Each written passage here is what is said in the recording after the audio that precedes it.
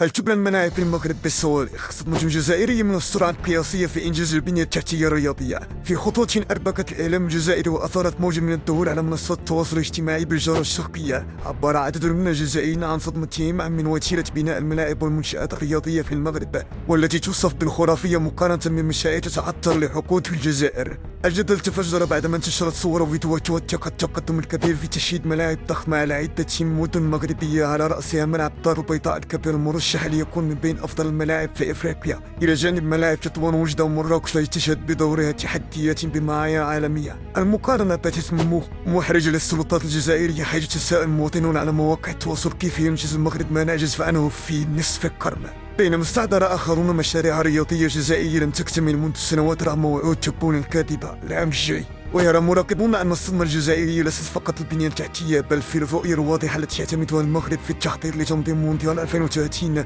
بينما لا يزال ملف الملاعب في الجزائر رهينة البيروقراطية والارتجال.